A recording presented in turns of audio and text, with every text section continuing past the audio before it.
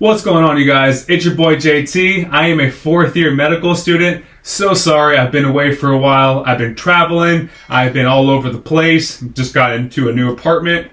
But today in this video, I'm going to be talking about how to survive your surgical clerkship. So stay tuned.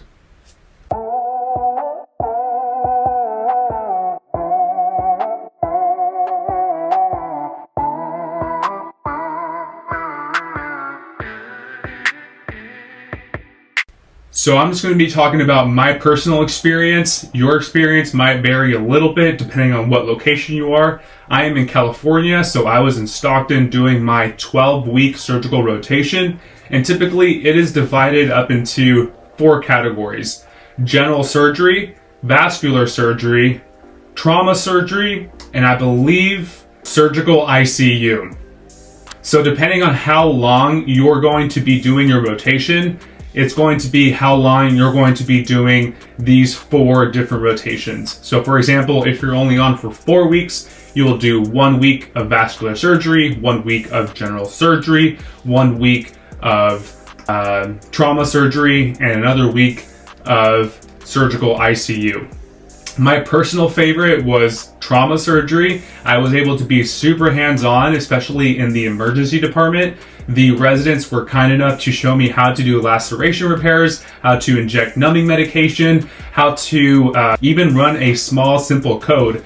For example, someone comes in and they have an unwitnessed fall. I was in charge of basically allowing them to know that they have breath sounds, that they have good circulation, etc. I was able to do bedside ultrasound to make sure there's no intra-abdominal bleeding, also known as a fast exam.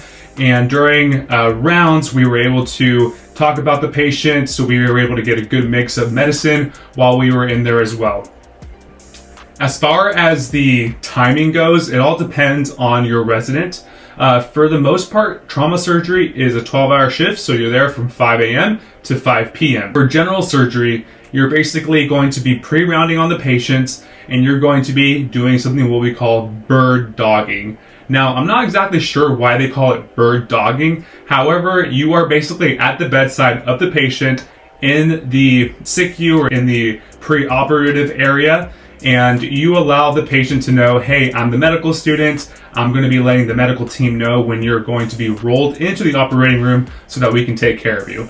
And then once the patient gets rolled in, you basically text the attending or the resident, and we all go ahead and scrub in, and I'm able to help out with the case.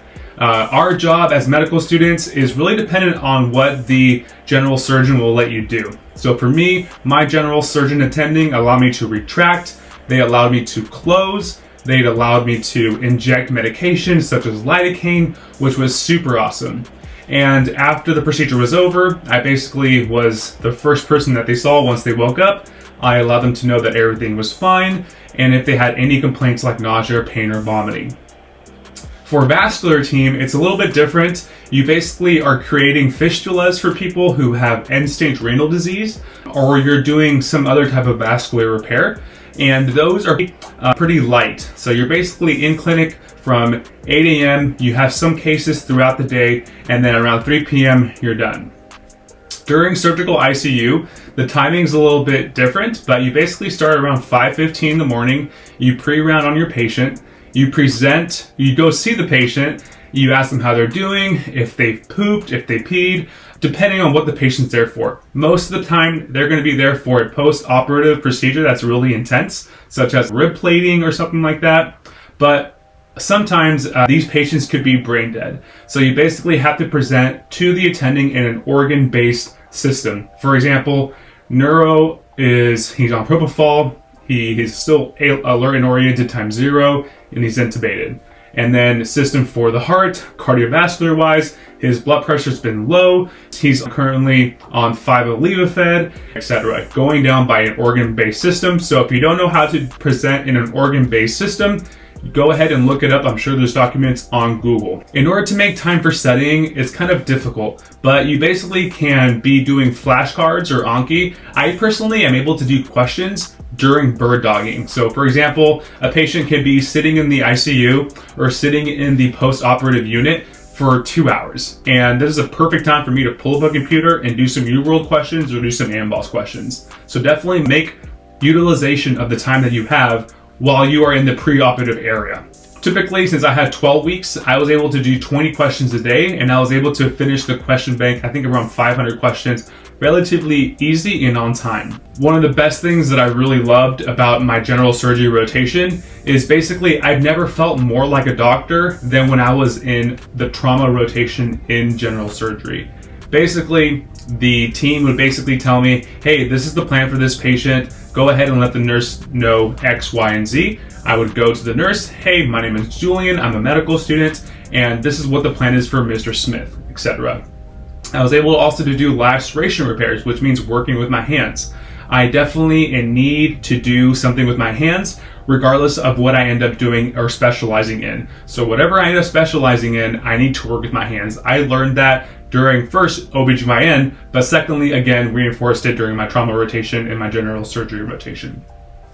So that was my favorite part about my whole general surgery rotation at Stockton. It was a great experience. The residents were relatively nice. Yes, there were some times that a couple residents we butted heads, but all in all, I have nothing but respect for them, and they're super awesome, and they let you do quite a bit of stuff. Don't ever try to assume that you know more than the resident. There's always a hierarchy in surgery, specifically in surgery mostly, and just be thankful that you're there and asked to do certain things. I've asked to do certain things and the doctor said no. I asked to do some things and then the doctor would say yes. So don't take it personal, it's nothing against you. Just know that surgeons are different. Being able to scrub in is different. So let's talk about the scrubbing process. Don't ever assume that the scrub nurse knows your name or why you're there. So what I highly encourage you to do is before a case, go into the operating room and introduce yourself to the scrub nurse and let her know your name and why you're there. Go ahead and write your name on the board and as well as your role in the operating procedure. Generally, they're pretty friendly and they'll let you know as long as you approach them first. Don't ever assume that they know who you are. So typically, they'll just ask you to go get your gown and your gloves. At this point, I'm assuming you know how to do the surgical scrub procedure, but if you don't know, outside you must always use soap and water to wash your hands in a certain way, rinse, go in and dry with a clean, sterile towel, put your gown on, put your gloves on, and you're ready to go. So that is the scrubbing / operating part of the video. Now let's transition a little bit over to academics. So again, I was able to do all of UWorld, 500, 600 questions, 20 questions a day, but again, I had 12 weeks of general surgery. You probably don't have that, so you may have to do 30, 40 questions per day in order to keep up with the whole UWorld question bank.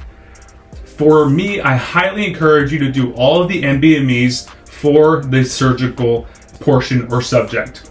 I found during the actual testing day that the test was more indicative of the NBME practice exams rather than the entire UWorld question bank. So for me, I needed to do all of the UWorld question bank to get the content to do well on the NBME practice exams, and I needed to do well on the NBME practice exams in order to succeed on the actual exam. Again, my actual score was my average of my NBME practice exams. So that means I passed with flying colors. I had a really good evaluation from my preceptor and they were really happy to have me. Overall, they were just wonderful. They were great. Just make sure you know your role.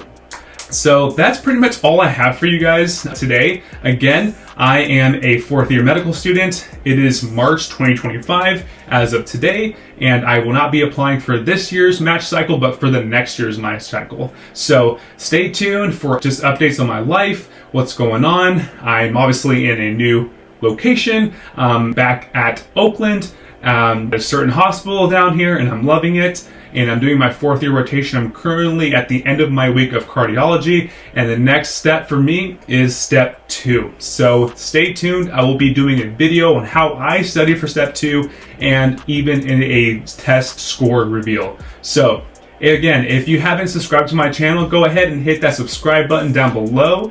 If you want any questions answered, go ahead and direct message me on my Instagram at Julian Solo Torres. Again, that's at Julian Solar Torres. And if you have any questions or concerns, just let me know and I'll be happy to answer them in the next video or so. Again, I highly support people that are trying to get through their third-year rotation, so if you need help, just reach out. Go ahead and hit that like button down below as well. It really helps the algorithm and it helps my videos get noticed, and it gives me a little booster as well to continue making these videos. As always, much love. Peace out.